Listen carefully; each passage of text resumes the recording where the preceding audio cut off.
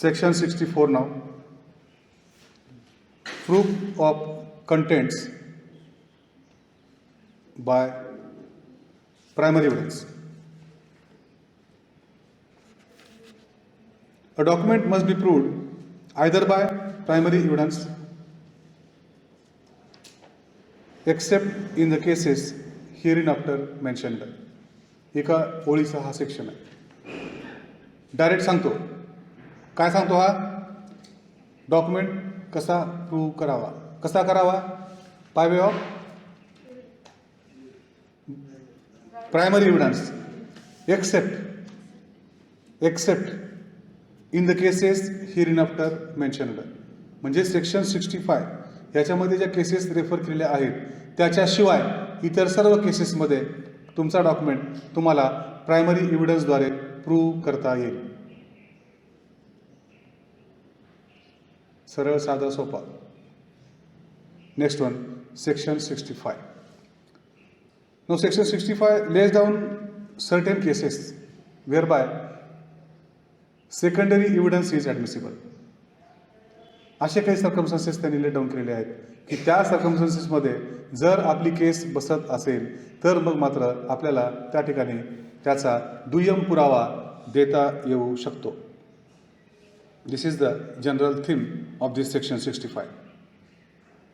Cases in which secondary evidence relating to documents may be given. Heading, अशी प्रकरणं ज्याच्यामध्ये कागदपत्राचा दुय्यम पुरावा दिला जाऊ शकतो. That is section 65. It provides that. काय सांगतो हा? Secondary evidence may be given of existence condition contents of document. त्या डॉक्युमेंटच्या कंटेंट्सबद्दल, त्याच्या कंडिशनबद्दल, त्याच्या अस्तित्वाबद्दल सेकंडरी एव्हिडन्स दिला जाऊ शकतो in the following cases. Number 1 किंवा A, when the original is shown or appears to be in the possession or power of the person against whom the document is sought to be proved. परिस्थिती कशी आहे इथं? तो document आपल्याला prove करायचा आहे, त्याचा ओरिजिनल हा अशा व्यक्तीच्या पोझिशनमध्ये आहे ज्या व्यक्तीच्या अगेन्स्टमध्ये तो डॉक्युमेंट आपल्याला प्रूव्ह करायचा आहे. कोणी म्हणेल का स्वतःहून? अपोजिट पार्टीला कोणी म्हणेल का हे घे ओरिजिनल डॉक्युमेंट आणि प्रूव्ह करून टाक? असं कोणी म्हणत नाही. मग परिस्थिती अशी निर्माण झाली की ओरिजिनल डॉक्युमेंट जो आहे तो ओरिजिनल डॉक्युमेंट हा अपोजिट पार्टीच्या पोझिशनमध्ये असताना डॉक्युमेंट तर प्रूव्ह करायचं आहे, आपल्याकडे झेरॉक्स कॉपीज आहे, त्याचा सेकंडरी एव्हिडन्स आपल्याकडे आहे. मग तशा केसेसमध्ये आपण त्या डॉक्युमेंटचा सेकंडरी एव्हिडन्स देऊ शकतो. ऑर त्याच्या पुढचा भाग, when the original is shown or appears to be in possession or power of any person out of reach of or not subject to the process of the court. आता हा original document कोणाच्या ताब्यात आहे? अशा व्यक्तीच्या ताब्यात आहे जो व्यक्ती हा मिळून येत नाही to the process of the court. न्यायालयीन प्रक्रियेमध्ये जे काही आपण त्या डॉक्युमेंटला प्रोड्यूस करण्यासाठी जी काही प्रक्रिया आपण अवलंबली त्या प्रक्रियेदरम्यान तो व्यक्ती त्या ठिकाणी आढळून आलेला नाही. Okay.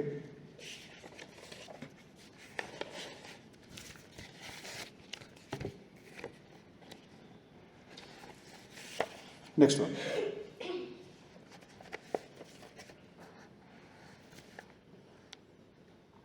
when the original is shown or appears to be in possession or power of any person legally bound to produce it, and when after notice mentioned in section 66 such person does not produce it.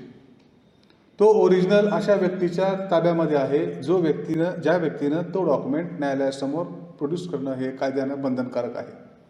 आणि असं असताना त्या व्यक्तीला आपण section 66 प्रमाणे notice दिलेली आहे आणि नोटीस देऊनही जर तो व्यक्ती तो डॉक्युमेंट ओरिजिनल डॉक्युमेंट त्या प्रक्रियेदरम्यान जर न्यायालयासमोर सादर करत नसेल तर मग मात्र त्या ठिकाणी आपल्याला त्या ओरिजिनल डॉक्युमेंटचा सेकंडरी एव्हिडन्स देता येऊ शकतो. This is subsection A of section 65. Or this is the first circumstance whereby the secondary evidence of contents of document may be admissible. इथपर्यंत समजते का? Now B. When the existence, condition or contents of original have been proved to be admitted in writing by the person against whom it is proved or by his representative in interest. इथं काय सांगितलं त्यांनी? तो जो original document आहे त्या original डॉक्युमेंट्सच्या एक्झिस्टन्सबद्दल, कंडिशनबद्दल किंवा कंटेंट्सबद्दल त्या व्यक्तीनं रायटिंगमध्ये ते डॉक्युमेंट ॲडमिट केलेलं आहे. Document duly admitted by the person against whom it is to be proved. ज्याच्या विरोधामध्ये ते डॉक्युमेंट आपल्याला प्रूव्ह करायचं आहे त्या व्यक्तीनं ते डॉक्युमेंट जर रायटिंगमध्ये ॲडमिट केलेलं असेल तर मग मात्र त्या ठिकाणी आपल्याला त्या डॉक्युमेंटचा सेकंडरी एव्हिडन्स देता येतो. समजतंय सर्वांना? Next one C. When the original has been destroyed or lost,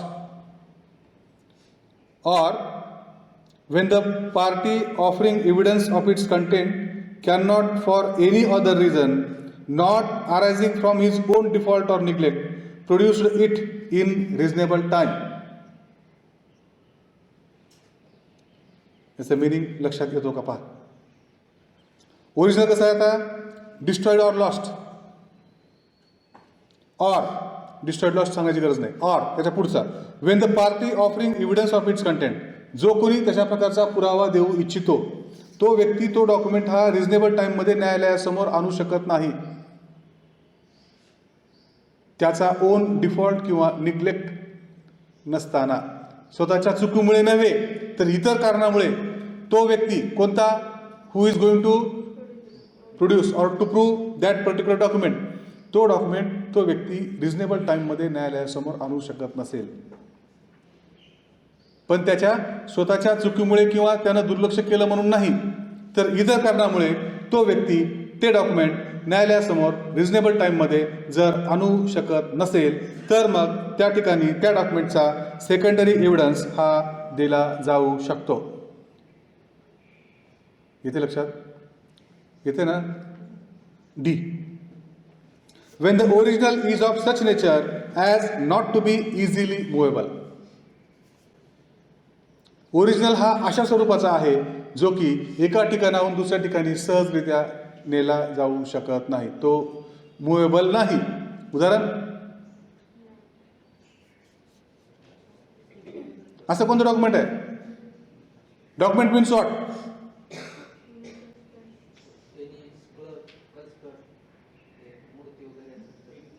What is document as per section 3?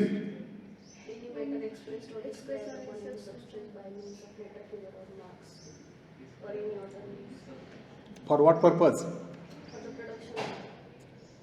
For the purpose of recording that matter.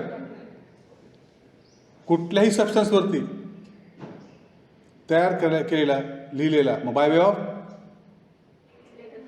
Letter, figure or marks, तसा डॉक्युमेंट आहे.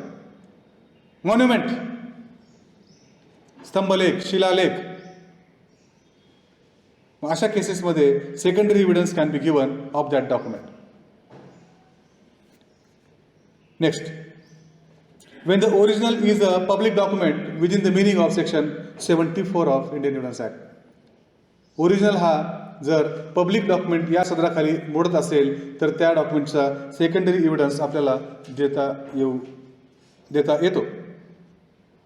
Further, when the original is a document of which certified copy is permitted by this act or by any other law in force in India to be given in India. In evidence. आता original कसं आहे? Certified copy, ज्याला की या कायद्यानं किंवा या देशातल्या अन्य कायद्यांनी परवानगी दिलेली आहे की तुम्ही या डॉक्युमेंटची सर्टिफाईड कॉपी प्रोड्यूस करू शकता, असं जर कायद्यानं परमिशन दिली असेल तर मग मात्र त्या ठिकाणी त्या ओरिजिनलच्या ऐवजी त्याचा दुय्यम पुरावा आपण न्यायालयामध्ये देऊ शकतो, in order to prove the contents or existence or condition of that particular document. Next one, when the original consists of numerous accounts or other documents which cannot conveniently be examined in a court, and the fact to be proved is the general result of whole collection. The original हा अशा स्वरूपाचा आहे.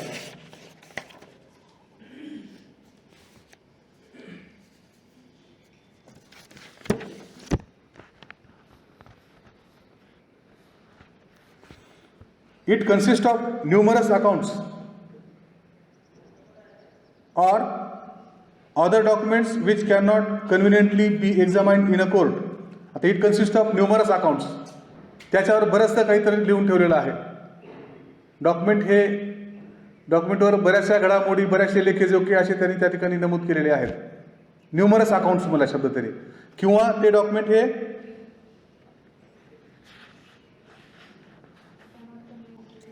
Cannot conveniently be examined in a court. सहजपणे, सुलभपणे ते document न्यायालयासमोर जर तपासणं शक्य होत नसेल तर the fact to be proved is a general result of whole collection.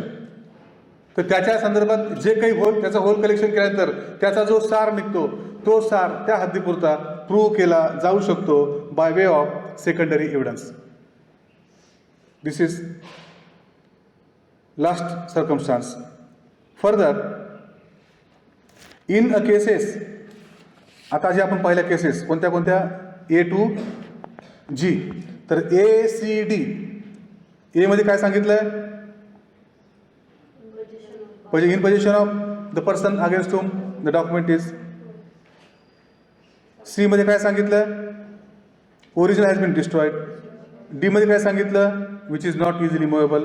अशा केसेसमध्ये any secondary evidence of the contents of document is admissible. त्याचंच पुढे त्यांनी एक्सप्लेनेशन दिलेलं आहे. नाव in case of B, return admission is ॲडमिसिबल.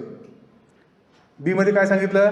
त्या पार्टीने ॲग्री झाल्या आणि त्यांनी रायटिंगमध्ये सांगितलं ज्या व्यक्तीच्या विरोधामध्ये ते डॉक्युमेंट प्रूव्ह करायचं आहे त्यानं रायटिंगमध्ये ते डॉक्युमेंट जर ॲडमिट केलेलं असेल तर त्याचा सेकंडरी एव्हिडन्स दिला जाऊ शकतो. And in case of E or F, a certified copy of the document but no other kind of secondary evidence is admissible. आता E or F मध्ये काय सांगितलं त्यांनी? Certified copy of the document is admissible but no other kind, म्हणजे कोणता? फक्त xerox copy आहे without any attestation, तर ती मात्र ॲडमिसिबल राहणार नाही. पण त्याची सर्टिफाईड कॉपी ई आणि एफ मध्ये जे सांगितलेलं आहे त्याच्याबद्दलची सर्टिफाईड कॉपी ही ॲडमिसिबल असेल. And last one, in case of G, evidence may be given as to result of document by any person who has examined them and who is skilled in the examination of such document.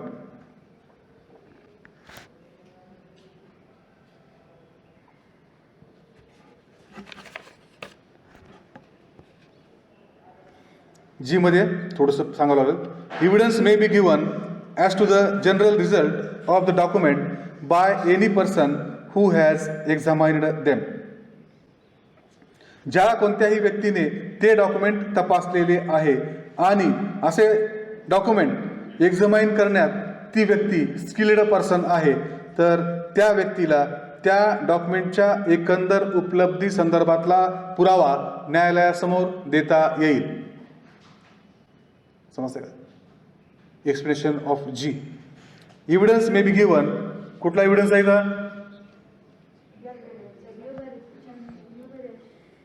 Evidence कोणता आहे? Secondary evidence आहे. Evidence may be given as to the general result of document by any person who has examined them. त्या डॉक्युमेंट्सचा general result काय? Document is in the form of several documents are there. 1000 pages पुस्तक आहे. मग त्याच्यामध्ये काय सांगितलं काय नाही याच्याबद्दलचा पुरावा द्यायचा आहे. ते 1000 पान आणून दाखल करायचे का न्यायालयामध्ये? मग तर त्याच्यामध्ये त्या पुस्तकाचा जो सार आहे किंवा त्या ज्या व्यक्तीनं ते तपासलेलं आहे, ते वाचलेलं आहे, एक्झामाइन केलेलं आहे, त्याचा पुरावा हा सेकंडरी एव्हिडन्स म्हणून त्या ठिकाणी क्लॉज जीच्या हद्दीपुरता मर्यादित असेल आणि तो देता येईल असा हा क्लॉज जी सांगतो.